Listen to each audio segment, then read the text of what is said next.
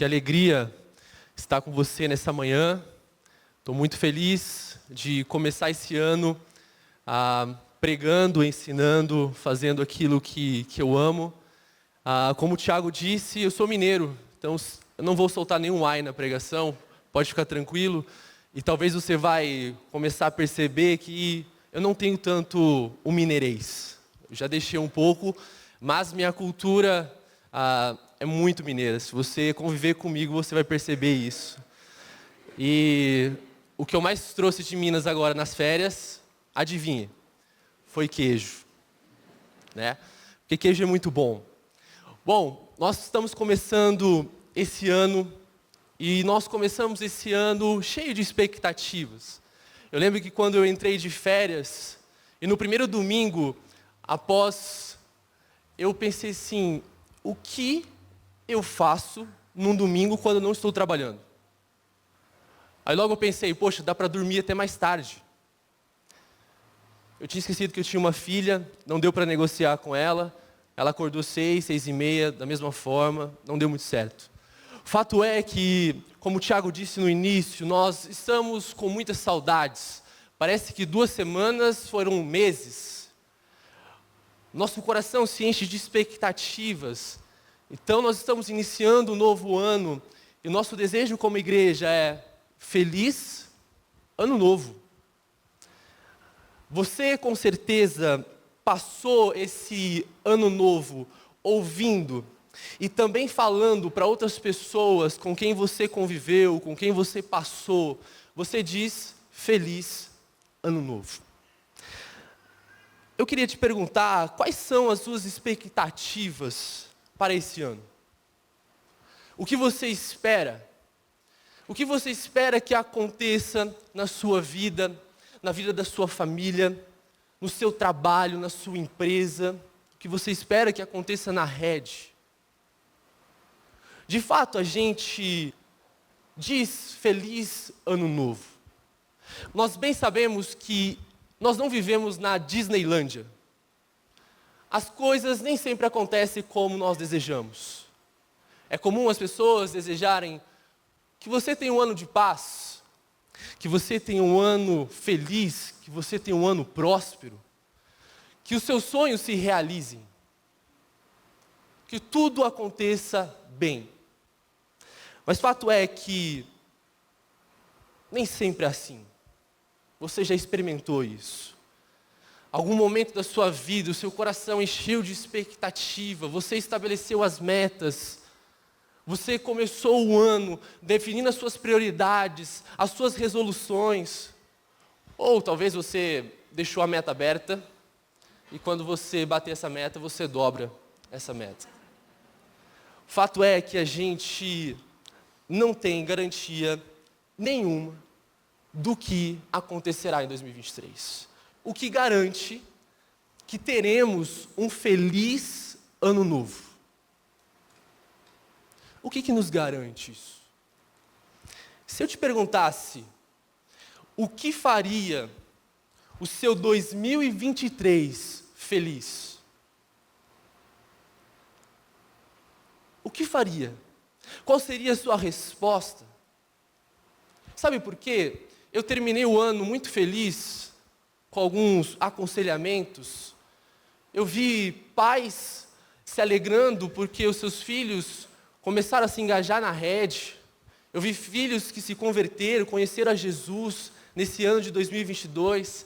Eu vi casais se reconciliando e passando as férias da rede juntos, amando a Deus, amando um ao outro. Só que nem tudo é redondinho. Nem tudo está tão bem. Às vezes parece que a gente amanhece e está escuro.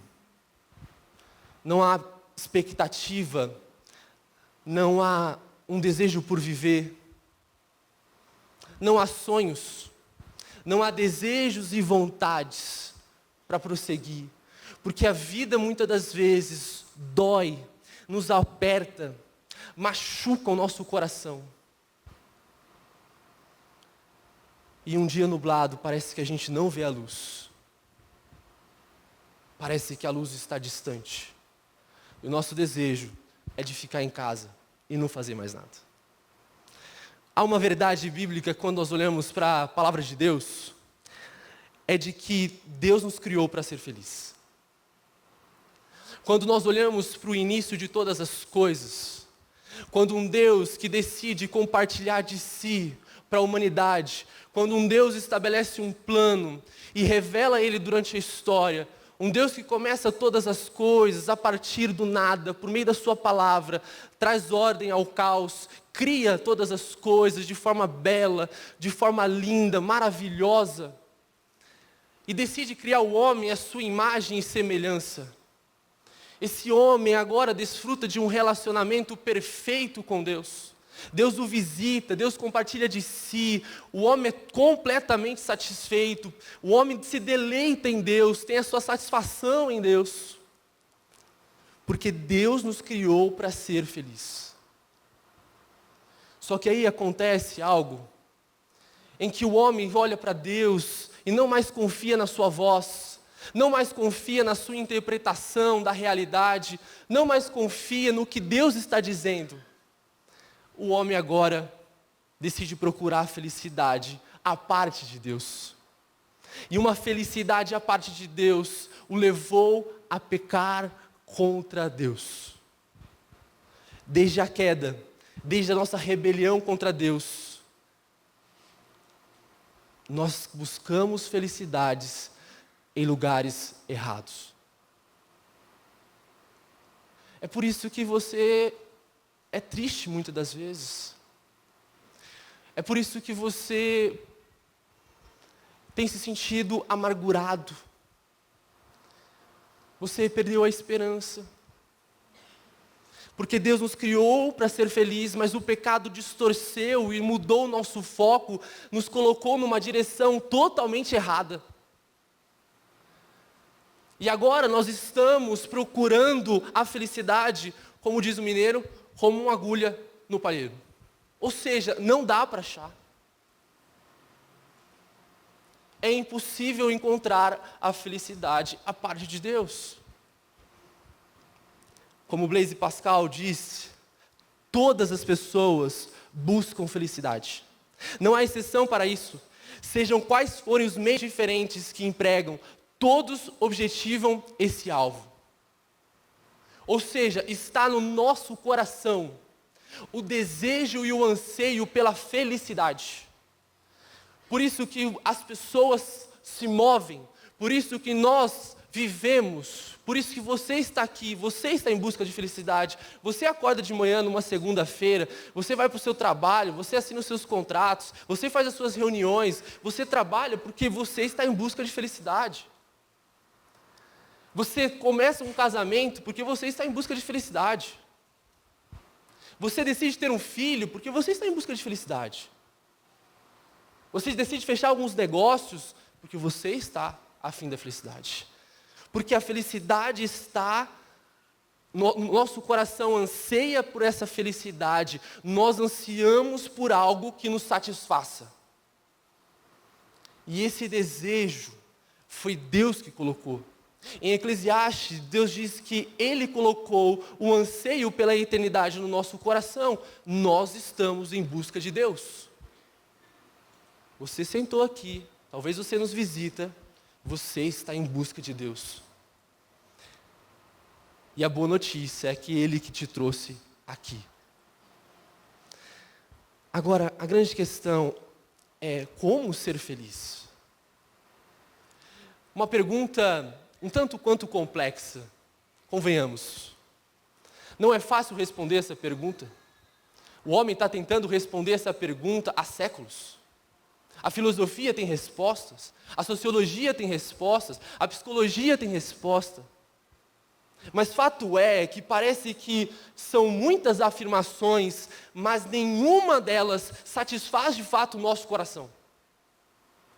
Parece que nenhuma dá conta daquilo que está faltando na nossa vida. Porque nós, muitas das vezes, vivemos totalmente infelizes. Como ser feliz? Primeiro eu quero começar com você desconstruindo algumas coisas. Se você está pensando em felicidade, primeiro, felicidade não é uma emoção. Eu não estou falando aqui de um sentimento. Eu não estou falando de algo aleatório, espontâneo. Sabe, tipo assim, eu estou assistindo o jogo, vendo São Paulo ser campeão. Tá difícil, desculpa. Ou seja, eu estou infeliz. Ou seja, não é uma emoção. Parece que na palavra de Deus, a felicidade está ligada com uma atitude, com uma mentalidade, com uma disposição do coração que está rendido a Deus. Então, eu não estou falando desses momentos felizes que nós vivenciamos durante a nossa vida, seja no almoço com a nossa família, no Natal, um feliz ano novo, esses momentos aleatórios, esporádicos que nós temos. A felicidade não é uma emoção. Em segundo lugar, a felicidade não é uma busca por prazeres. Eu não estou aqui querendo te ensinar de que é possível ser feliz e nós estamos aqui em busca de prazeres para satisfazer o nosso coração, satisfazer a nossa carne. Não é isso. Porque a nossa carne nunca está satisfeita. Terceiro, não é a ausência de sofrimentos. Então, quando eu estou dizendo que a felicidade é possível, eu estou dizendo que ela não significa a ausência de problemas, de dificuldades, de dores. Porque a sua dor é real, o seu problema é real, a sua dificuldade é real. Tudo o que você está vivenciando é real. Mas isso não significa de que você não pode ser feliz nessa circunstância. O terceiro, não é um fatalismo. O que eu estou dizendo aqui com fatalismo? Estou dizendo que é aquela atitude diante da vida de que, já que não dá para mudar mesmo, deixa como está. É uma atitude de uma pessoa que não tem esperança. Se eu não tenho condições e possibilidades para mudar a minha realidade, as minhas circunstâncias, as minhas situações, então, esquece, aceita, faz parte. O que é a felicidade, então? Eu comecei fazendo uma pergunta de que o que faria o seu ano de 2023 feliz? Agora, deixa eu te falar. Imagine que você começasse o ano de 2023 preso. Imagine que você estaria num Carandiru. Ou imagine que você comece o ano com muitas dificuldades financeiras. Você não tem condições nem mesmo de sustentar a sua própria vida. Ou imagine que você começasse 2023 com uma doença grave. Ou imagine que você começasse 2023 sendo rejeitado por pessoas que te amam, que você ama.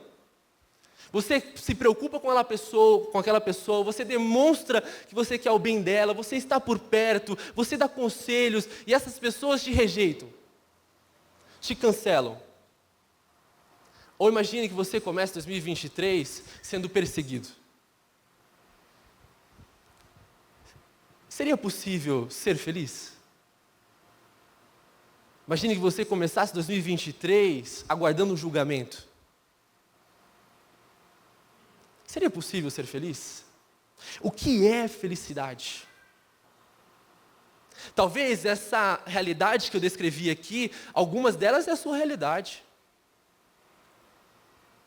A dificuldade financeira, as questões de saúde. Mas o que é ser feliz?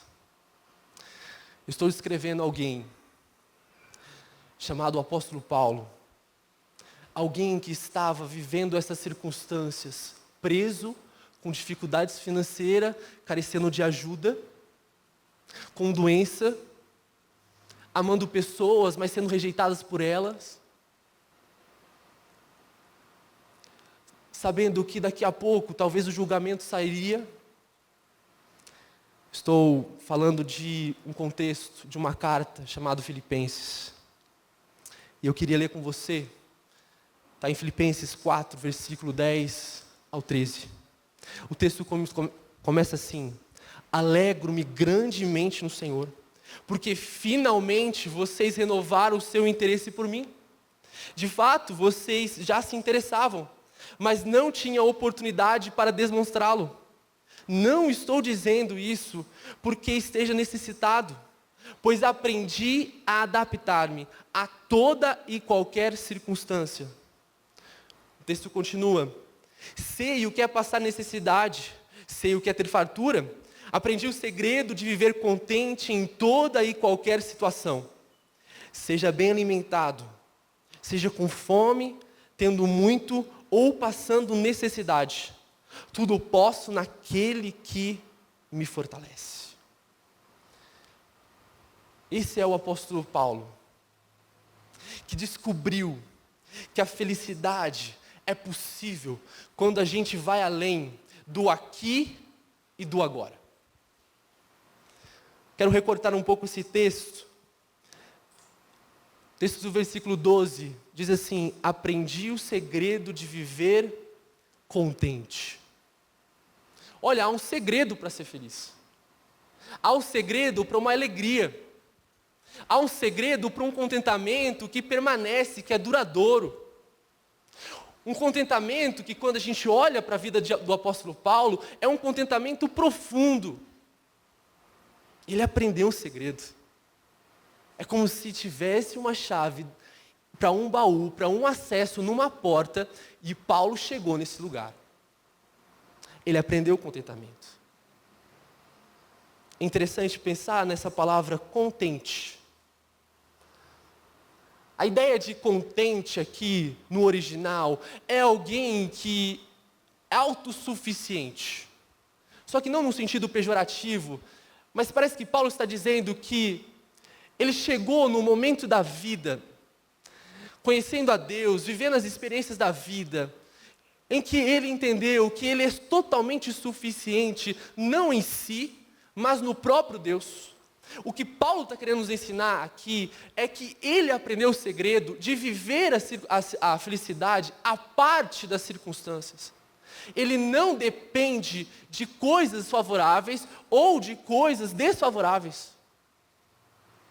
O que Paulo está nos ensinando aqui é que existe um lugar, existe uma pessoa que nos faz feliz, independente da circunstância.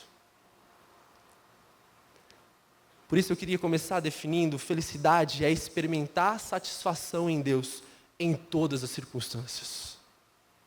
Felicidade é experimentar a satisfação em Deus em todas as circunstâncias.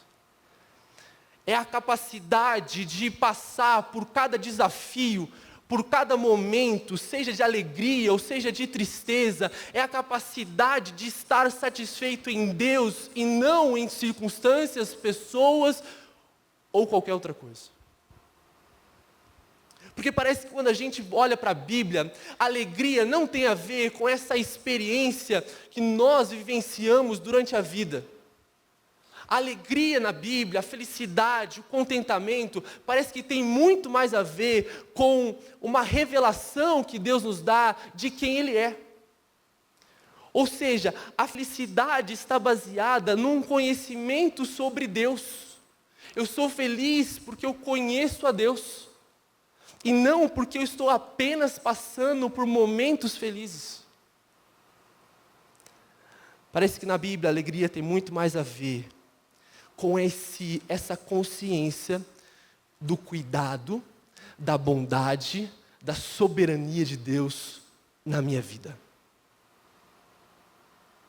Um Deus que deixa de ser teórico, um Deus que deixa de ser abstrato, um Deus que começa agora a ser palpável, um Deus que começa agora a ser de fato experimentado.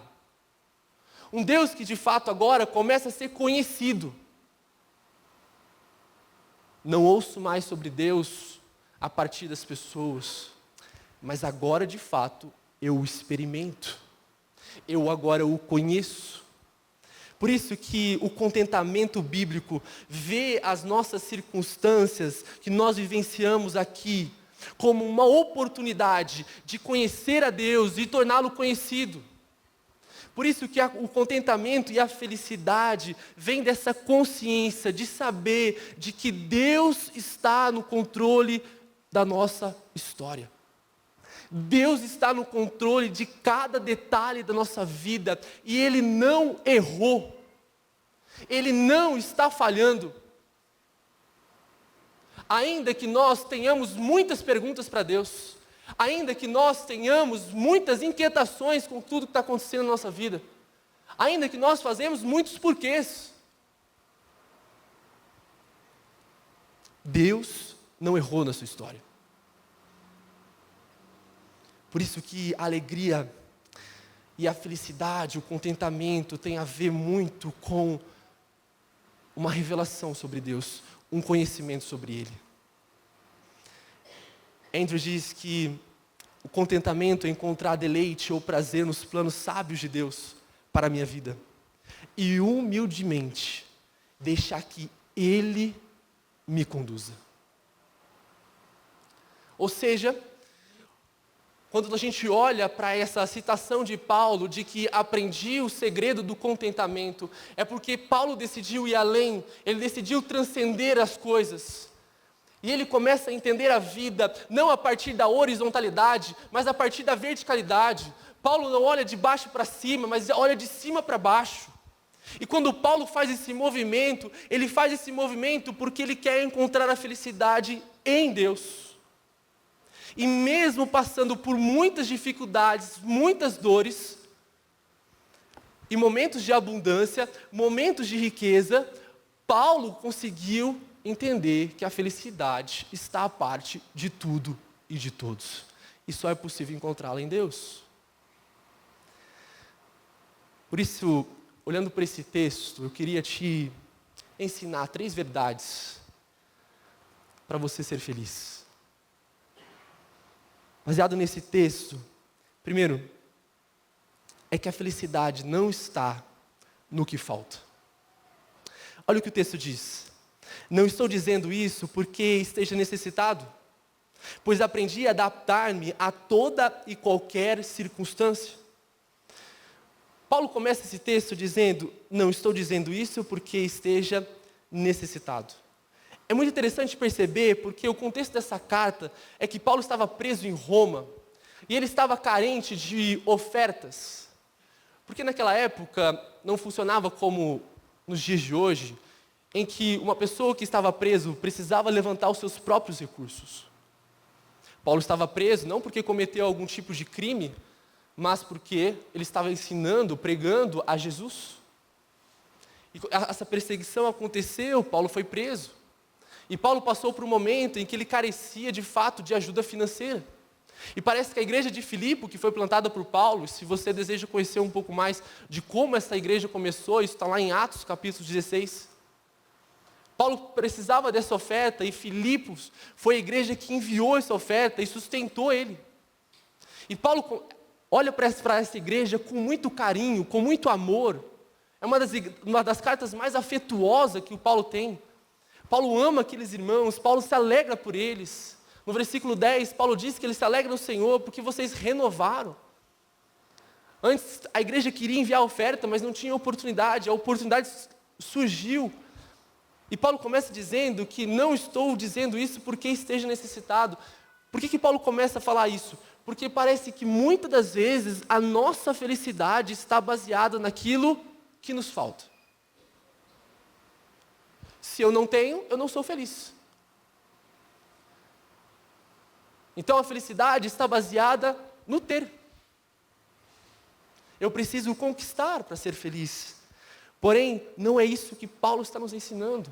Eu quero recortar um pouco um versículo e mostrar que nesse primeiro ponto, a felicidade que Paulo quer nos ensinar é que, apesar das necessidades que ele passou, de fome, de falta de alimento, de recursos financeiros, de privações, ele foi feliz. Parece que todas essas afirmações que o texto nos apresenta tornam a vida muito difícil. Eu nunca passei fome. Eu senti fome, mas tenho condições de matá-la. Eu nunca fiquei preso. Nunca passei por perseguição. A não ser na faculdade. Isso é real, tá? Acontece. E muito. Mas parece que tudo isso que Paulo está dizendo sobre a necessidade dele demonstra que em algum momento ele estava em falta. Paulo estava em falta aqui. E quando esse sentimento de falta toma conta do nosso coração, a gente começa a justificar para Deus. Por que eu não sou feliz? Porque eu não tenho. Porque me falta. Aí a gente olha para a pessoa que está do nosso lado, ou aquelas pessoas que a gente conhece, aí a gente pensa, poxa, acho que eu nem posso cantar que Deus é bom para mim, porque parece que só é Deus bom para ele. Parece que tudo dá certo na vida dele. E aí esse sentimento de falta, quando ele toma conta do nosso coração, ele começa a nos tornar um ídolo, porque eu estou acreditando que se eu conseguir aquilo, aquilo me fará feliz. Parece que esse sentimento de falta está lá em Gênesis, quando Deus cria Adão e Eva e dá para ir num jardim de abundância. Em algum momento bate o sentimento de falta. E eles acreditam que eles podem encontrar naquilo que Deus proibiu. Há esse sentimento de falta. Parece que o que o Senhor me deu não é o bastante. Parece que o que o Senhor me deu não é suficiente. Olha para o meu salário. Olha para a mulher. Olha para a minha profissão. Olha para a minha posição na minha família. Parece que o que o Senhor me deu não é suficiente. Estou sempre em falta. Quando esse sentimento bate, então a gente começa a acreditar que a vida está em coisas e em pessoas e não em Deus. Isso é uma mentira. Todos nós pecamos. E desde que o pecado entrou no mundo, todas as coisas estão fadadas ao fracasso, está em falta no mundo. Não há recursos no mundo. É impossível ser feliz com as coisas que nos faltam. Paulo continua dizendo, não estou dizendo isso porque aprendi, não estou dizendo isso porque esteja necessitado, pois aprendi a adaptar-me a toda e qualquer circunstância.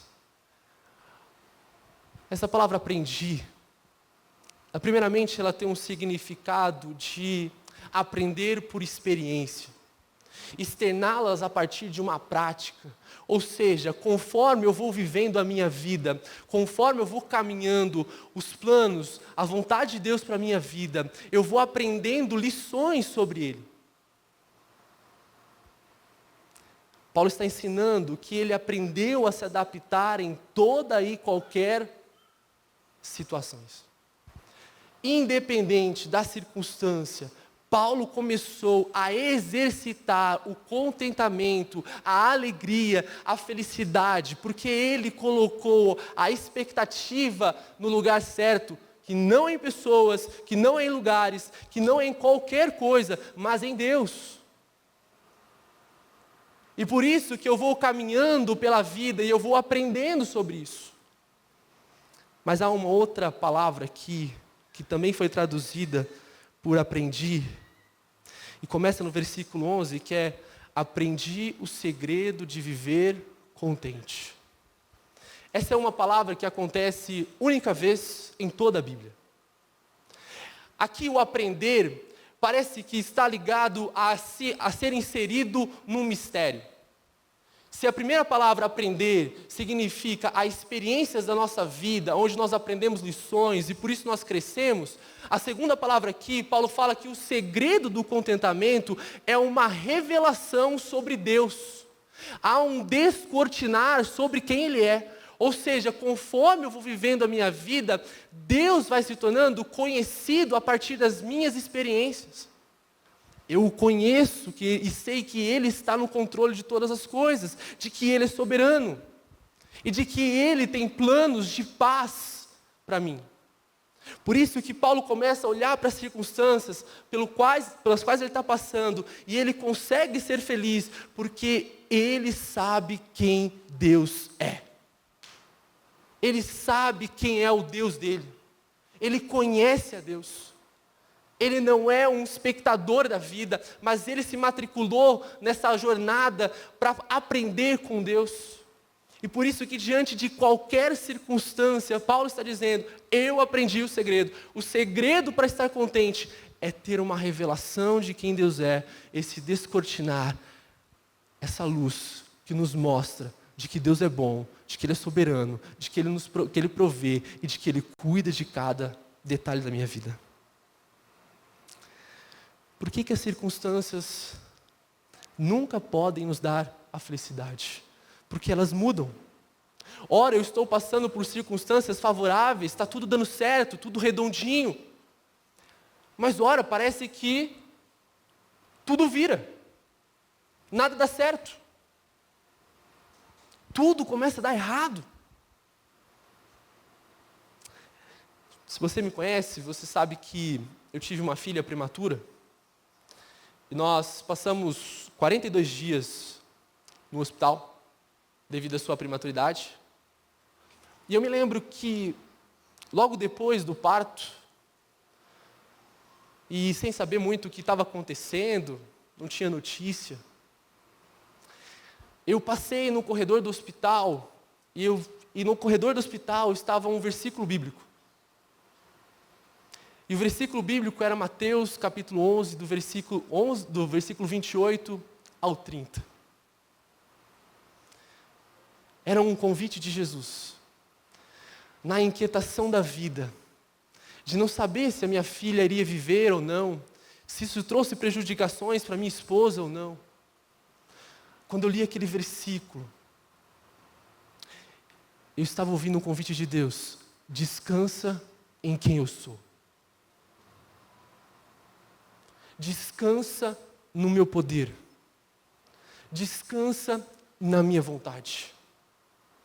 Não deixe que esse fardo se torne pesado. Não traga sobre si esse jugo. Mas descanse. É isso que Paulo está dizendo. Conforme eu vou caminhando durante a vida, durante a minha história, conforme eu vou vivendo isso, eu vou conhecendo a Deus, eu vou experimentando de Deus. E agora, a beleza que Deus faz para a gente é que, ao aprender sobre Ele, a gente também pode ensinar, a gente também pode consolar, a gente também pode encorajar pessoas que estão passando por momentos de dificuldades. Por isso que a felicidade não está no que falta. Olha, eu separei um trecho da vida de Paulo. São eles servos de Cristo? Estou fora de mim para falar desta forma. Eu ainda mais trabalhei muito, muito mais. Fui encorajado muitas vezes, fui açoitado mais severamente e exposto à morte repetidas vezes. 5 vezes recebi dos judeus 39 açoites. 3 vezes fui golpeado com varas, 1 vez apedrejado, 3 vezes sofri naufrágio. Passei por uma noite e um dia exposto à fúria do mar. O texto continua: estive continuamente viajando de uma parte a outra. Enfrentei perigos nos rios, perigos de assaltantes, perigo dos meus compatriotas, perigo dos gentios, perigo na cidade, perigos no deserto, perigos no mar e perigos dos falsos irmãos. Trabalhei arduamente, muitas vezes fiquei sem dormir, passei fome e sede, muitas vezes fiquei em jejum. Suportei frio e nudez. Além disso, enfrento diariamente uma pressão interior, a saber, a minha preocupação com todas as igrejas.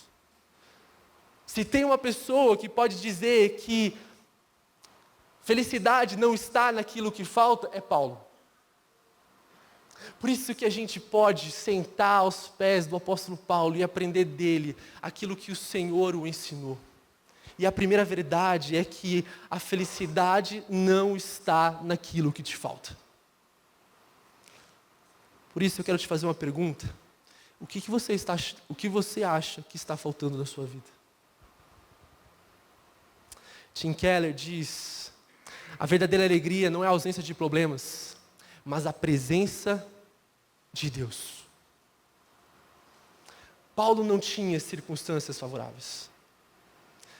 Se Paulo vivesse no nosso tempo, ele nunca poderia cantar, está tranquilo ou está favorável. Nunca. Porque nada era favorável para Paulo. As circunstâncias eram difíceis. Mas ele tinha uma certeza: Deus se faz presente. Deus está com o seu poder sobre mim. Deus está aqui. Deus é fiel. Ele não muda. As circunstâncias mudam, mas Deus permanece o mesmo hoje, ontem e sempre. Deus permanece o mesmo. Essa é a certeza, essa é a alegria que a gente pode encontrar de que o Senhor não muda.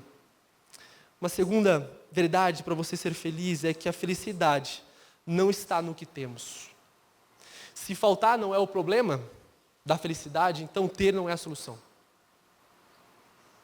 Você não precisa formar em antropologia para saber que o ser humano é descontente. Minha filha de 1 ano e 7 meses, quando eu vou com ela no parquinho, eu já tenho que ensinar para ela de que se algum momento eu preciso sair, eu preciso mostrar para ela: filha, você brincou 30 minutos, por isso você pode agradecer. Agora a gente vai voltar, porque a gente precisa almoçar. Não, aí ela... Porque existe essa predisposição no ser humano para o descontentamento. E eu já percebo isso desde pequeno.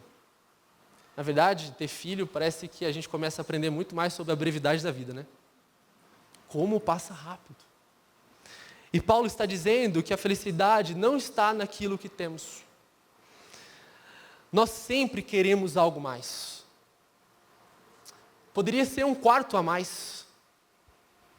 Poderia ser uma casa num condomínio, bem mais localizado, que oferece mais um espaço de lazer. Poderia ser um 0 a mais no nosso salário.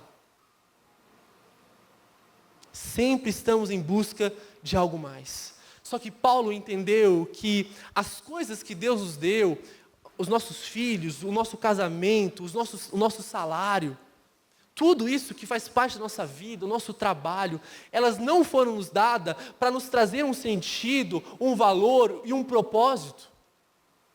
Mas Paulo consegue curtir de fato a vida, porque ele entendeu que Deus é o seu contentamento. Por isso que Paulo não acredita que a felicidade está nesses momentos de fartura, de abundância, de honras. A felicidade não está quando tudo está dando certo. A felicidade não está nos momentos de abundância. A felicidade não está naquilo que a gente tem. E Paulo consegue celebrar a vida, curtir a vida, apesar disso. Porque ele sabe que tudo que ele tem vem de Deus. É Deus quem o deu, é dádiva dele, é presente dele. E ele quer que eu desfrute disso. E não que eu acredito que a minha felicidade está nesse casamento, nesse carro, nesse trabalho, nesse relacionamento. Não. A felicidade não está no que não temos. A felicidade está em Deus. Por isso que nós podemos ser felizes. E se a gente acredita que a felicidade está naquilo que temos, naquilo que possuímos, os nossos bens, nós vamos ficar vivendo completamente insatisfeitos. É como se a gente estivesse com sede e a gente decide tomar um copo de água salgada. Não vai satisfazer. Não vai matar a sede. Não vai trazer para nós um alívio, uma saciedade. Não. A felicidade não está no que temos. Por isso que o versículo 11 nos fala que Paulo passou por momentos de honra, de fartura, de abundância. Se para Paulo a felicidade não está naquilo que falta, nem está naquilo que temos, a felicidade então está em Deus. E acreditar que a felicidade está naquilo que temos, é acreditar que o produto, a solução para a felicidade está em nós, mas não está em nós. Por isso que Paulo não mais olha para a vida dessa forma. A declaração de Paulo sobre contentamento não é um chamado para que o pobre se torne rico e o rico se torne pobre, não. Não é isso que Paulo está dizendo. Paulo não está nos fazendo um convite para viver o ascetismo. O que era o ascetismo? Era uma filosofia que dizia que a gente precisa abandonar os prazeres da vida para a gente encontrar a felicidade. Não. Paulo teve seus momentos de abundância, nada faltava, tudo dava certo, mas ele entendia que aquilo ali não garantia a sua felicidade, o seu contentamento. Quanto do seu tempo, dinheiro e energia você está gastando para justamente colocar situações favoráveis na sua vida? Quanto do seu tempo, da sua energia você está gastando para mudar circunstâncias? É a nossa tendência pensar que o nosso problema está fora de nós. Mas o nosso problema está dentro. É o nosso coração. É um coração que está em rebeldia contra Deus. É um coração que está à parte de um relacionamento com Deus. O problema está dentro. Por isso que nós precisamos de salvação. Por isso que Deus precisa nos alcançar. Por isso que a nossa maior necessidade é de fato encontrar a Jesus. A gente sempre acredita que tudo que temos nunca é suficiente. Porque a gente acredita que a nossa suficiência vai garantir muitos benefícios para a nossa vida. Aquilo que eu tenho, eu vou garantir o futuro do meu filho numa faculdade.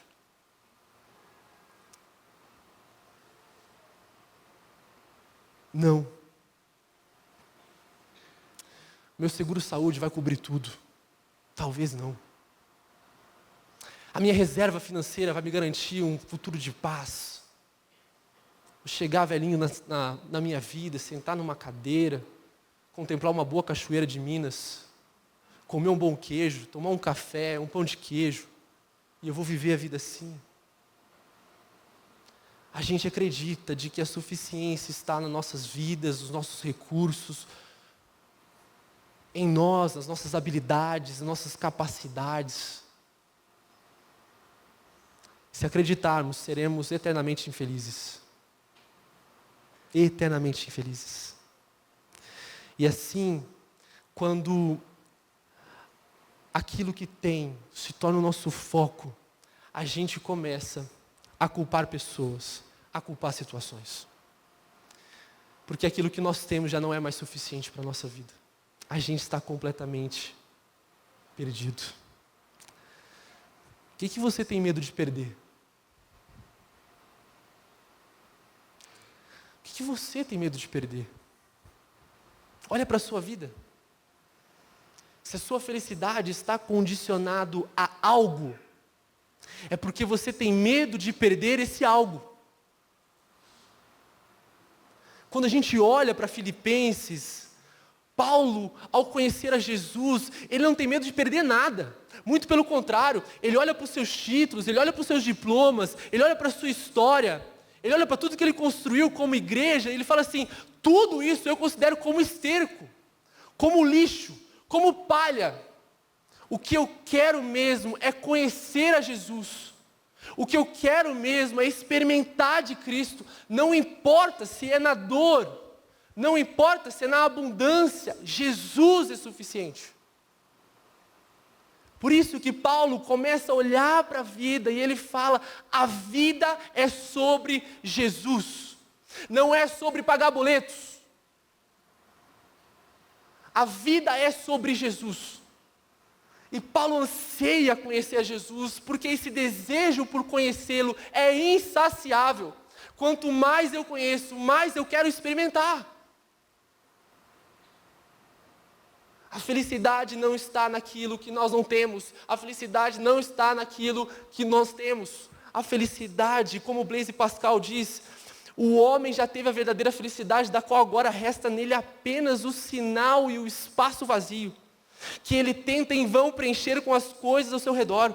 procurando em coisas ausentes a ajuda que não obtém nas coisas presentes.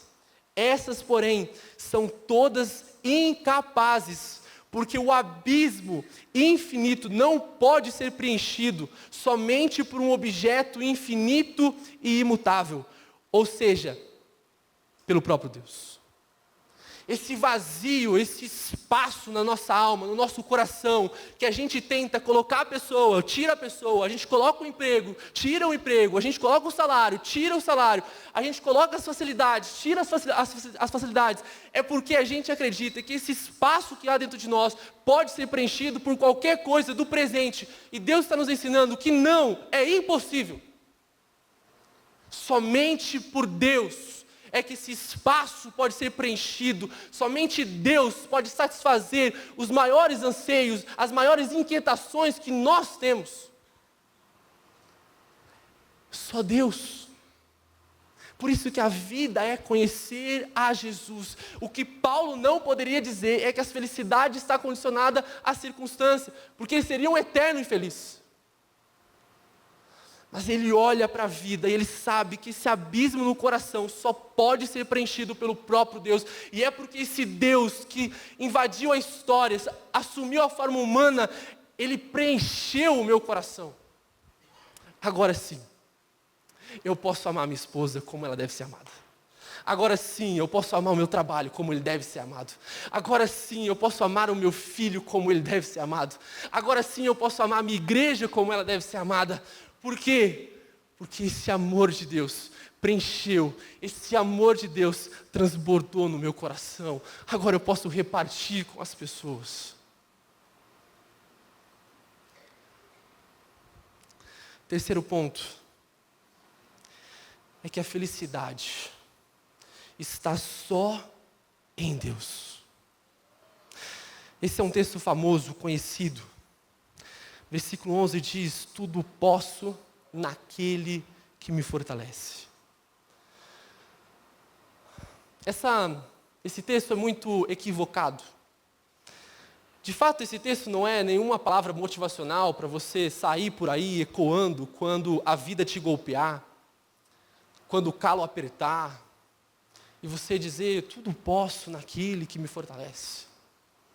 Isso não é para você fazer sua tatuagem e acreditar que esse é um pensamento positivo que você precisa adquirir.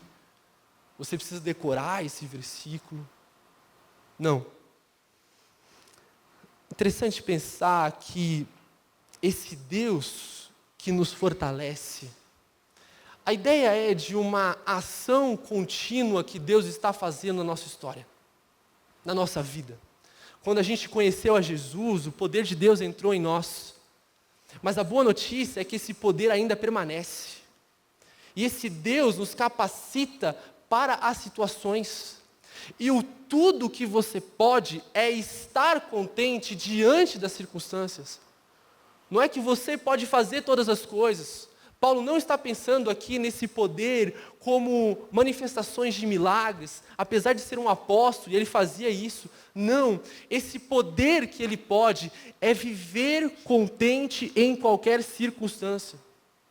É porque ele pode ser feliz independente das situações.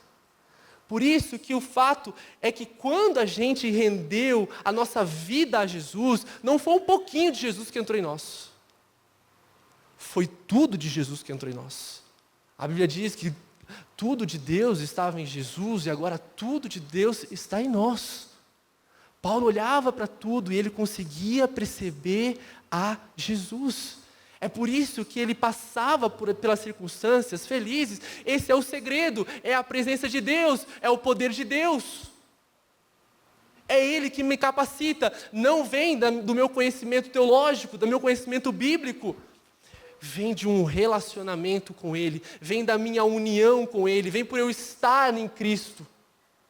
É que esse poder me fortalece.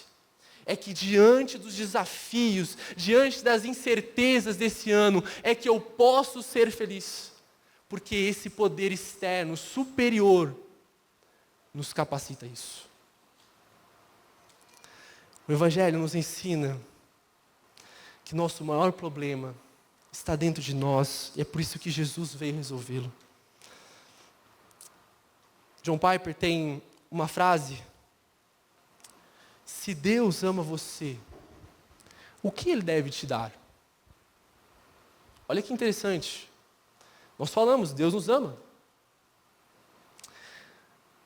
Ele deve te dar o que é melhor para você. E a melhor coisa em todo o universo é Deus. Se Ele te desse toda a saúde, se Ele te desse o melhor emprego, se Ele te desse o melhor cônjuge, se Ele te desse o melhor computador, as melhores férias e o maior sucesso em qualquer área, mas não te desse Ele mesmo, então isso significaria que Ele odiaria você. Porém, se Ele se dá a si mesmo, ainda que Ele não dê mais nada, Ele te ama infinitamente mais. Porque o amor dele não está condicionado a essa vida. O amor dele é incondicional, porque está baseado na morte de Cristo, no derramamento do seu sangue naquela cruz. Por isso, o que mais faltava para nós era de salvação. Nós estávamos perdidos, nós estávamos buscando felicidades por vários caminhos, por várias estradas. Mas a gente não encontrou, o que a gente experimentou é o fardo, é a inquietação, é a culpa. Mas Jesus veio mostrar que a maior necessidade que nós temos era dele. E a boa notícia é que esse Deus nos ama. E a prova do seu amor foi porque Ele levou os nossos pecados naquela cruz. Ele morreu pelos nossos pecados, Ele ressuscitou. E hoje Ele oferece redenção, perdão, salvação a todos aqueles que depositam sua fé nele. Por isso que se você tem Jesus, você tem tudo. Jesus é a melhor coisa da sua vida. E Paulo está nos ensinando de que a felicidade não está no que nos falta, não está naquilo que temos, mas está em Deus. E esse Deus Emanuel, se você não se satisfazer nesse pão vivo que desceu do céu, você vai continuar comendo as migalhas que o mundo te oferece. O convite de Deus para você em 2023 é para que você conheça Ele mais e melhor. É para que você olhe para Jesus e fale: Jesus, o Senhor é tudo que eu tenho. Se o Senhor tirar a minha família de mim, o Senhor continua sendo tudo. Se o Senhor tirar o meu emprego, o Senhor continua sendo tudo. Se o Senhor continua tirar meu filho, você continua tendo tudo. Se o Senhor tirar tudo aqui dessa existência, do aqui e do agora, o Senhor ainda continua sendo tudo. Porque o Senhor é o meu tesouro. Porque o Senhor é aquilo que mais me faltava. Paulo entendia isso. Por isso que a gente pode ser feliz. Se você passou pelo Repense Espiritualidade, aqui na Rede, você lembra dessa frase que o Carlos Macor sempre cita: quem tem Jesus não tem falta de nada. O que está faltando na sua vida? Nada. Nada. Não acredite na mentira de que está faltando algo, e que se você adquirir esse algo, você será feliz. Não está faltando nada. Talvez está faltando paz, mas essa paz está em Jesus. Talvez está faltando segurança no seu coração, você está com medo. A Bíblia diz que esse amor perfeito lança fora todo medo. Corra para Jesus. Talvez está faltando um conforto, um consolo na sua vida. Corra para Jesus. É na presença de Jesus que nós encontramos tudo o que precisamos. É em Jesus e não em qualquer outra coisa. Por isso, a minha palavra de encorajamento para você nesse ano é que, de fato, feliz 2023. É que, de fato, você não sabe o que vai acontecer, mas você pode viver feliz. Porque você tem Jesus. E Jesus é tudo o que temos. Feliz 2023. Para refletir e praticar, primeiro, a felicidade que tanto você procura só pode ser encontrada em um relacionamento crescente com Jesus. Segundo, cada circunstância que passamos é um convite de Deus para amá-lo mais e melhor. Deus está aprimorando o amor a Ele. E terceiro, Jesus é tudo o que temos. Feliz 2023, Igreja Red.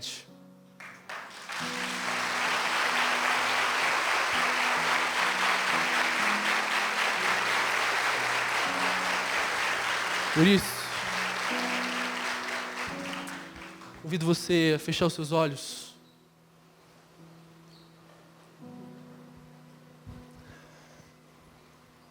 Deus, o Senhor está aqui. O Senhor nos salvou. O Senhor nos tirou de uma vida infeliz. O Senhor nos tirou de uma vida no vazio, na escuridão. Porque o Senhor se revelou a nós. O Senhor, apesar de quem somos, apesar do que fazemos, apesar de conhecer cada detalhe da nossa vida, dos nossos pensamentos, das nossas vontades, dos nossos desejos, o Senhor decidiu nos amar. E esse amor foi mostrado naquela cruz. Quando o Senhor morreu. Mas obrigado porque o Senhor venceu o pecado, o Senhor venceu a morte. E obrigado porque o Senhor ressuscitou. E cada dia que nós passamos nessa vida é um dia a menos para te encontrar. É um ano a menos para te abraçar, para ser como o Senhor é. Por isso, Deus, nos ajude a encontrar a felicidade e o contentamento apenas no Senhor. Não deixe que o nosso coração se apoie em pessoas, em situações, em posições, mas que ele se apoie no Senhor. Obrigado porque o Senhor é a nossa felicidade. Obrigado porque o Senhor é tudo o que temos. É a minha oração, em nome de Jesus. Amém.